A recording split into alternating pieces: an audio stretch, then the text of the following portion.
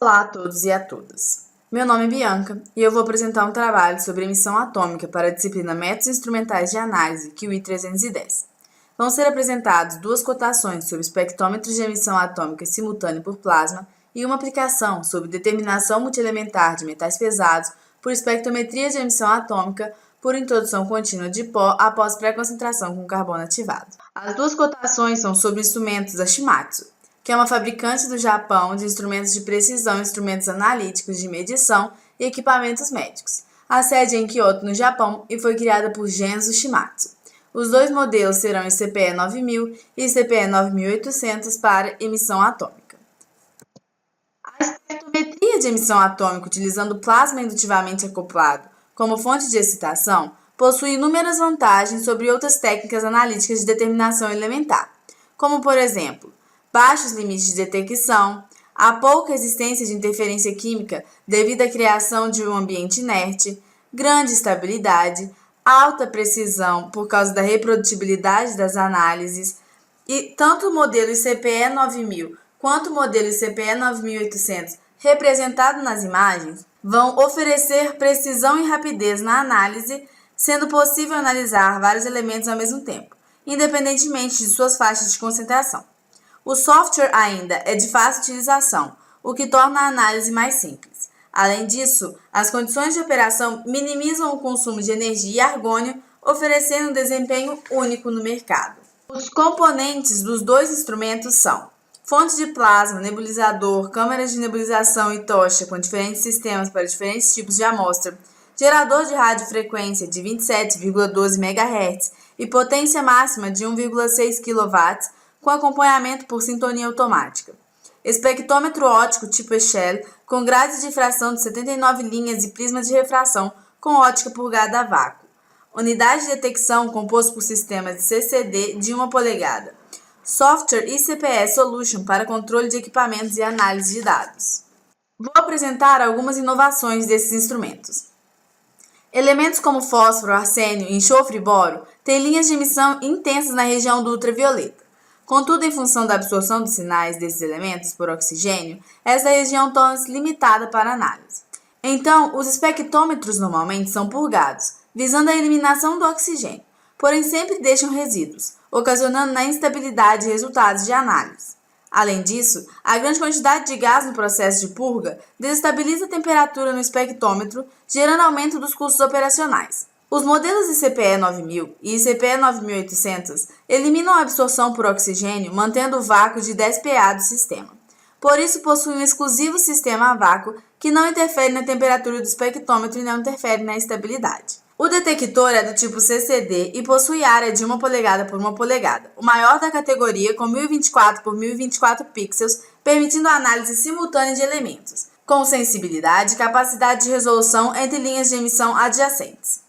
A utilização de uma mini tocha no sistema permite redução do consumo de gás de argônio com economia de 40% e a sensibilidade de emissão comparável com a tocha padrão.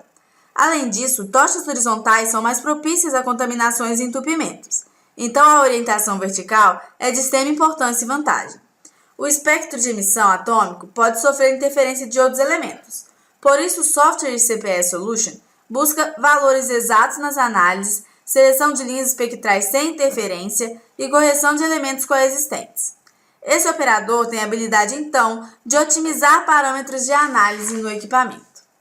Além disso, o ICPE 9800 utiliza argônio com pureza mínima de 99,95%, o qual possui preço mais acessível quando comparado ao 99,99% exigido pelos seus concorrentes. Sobre as especificações de hardware e software, para os dois instrumentos são em maioria iguais, com exceção da resolução, que no ICPE 9800 é maior, sendo de 0,005 nanômetros, enquanto que no ICPE 9000 é de 0,0042 nanômetros.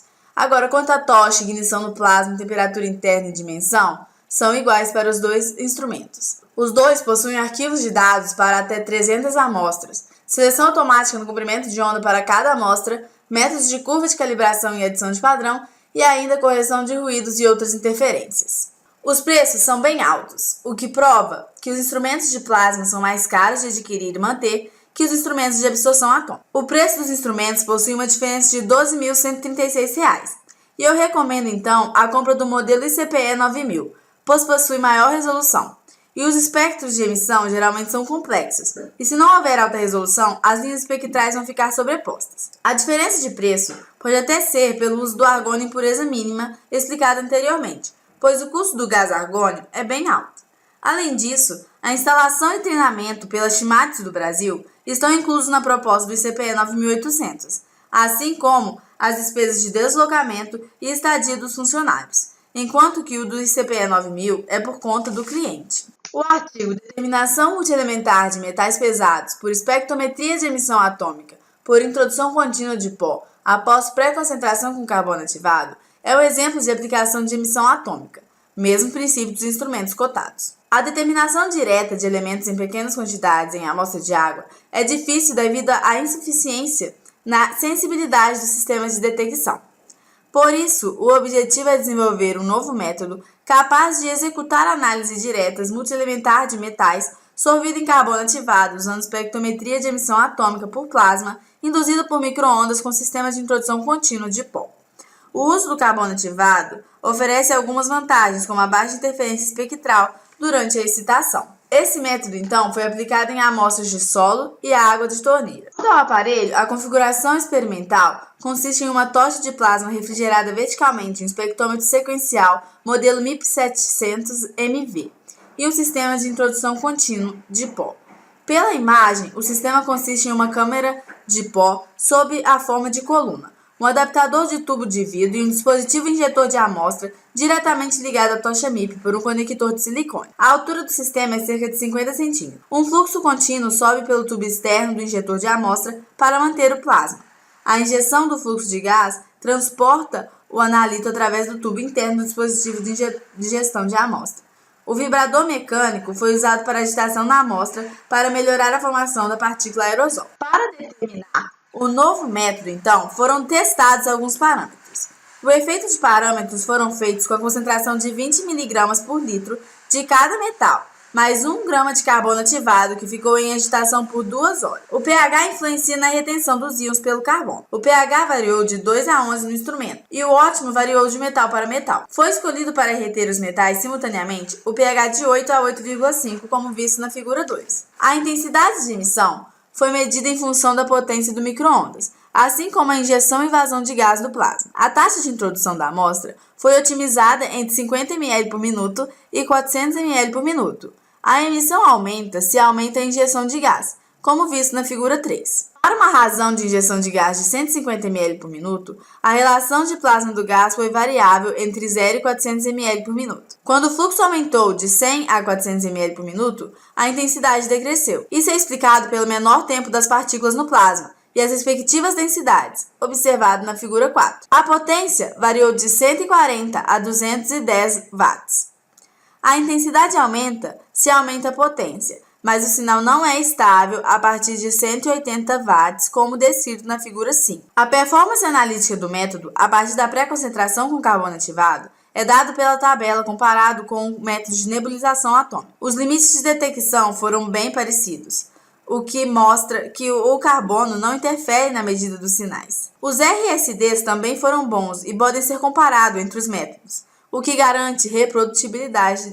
Um sinal bom e estável foi conseguido com pelo menos 20 minutos, como visto para o cobre e para o chumbo, pela figura 6. Foram feitos padrões de calibração com concentração de 100 mg por grama para cada metal. A figura 7 mostra a emissão para cobre e chumbo, e a reta mostra a linearidade, ou seja, é a curva de calibração. É sabido que existe efeito de matriz de metais alcalinos e alcalinos terrosos por plasma induzido por micro-ondas.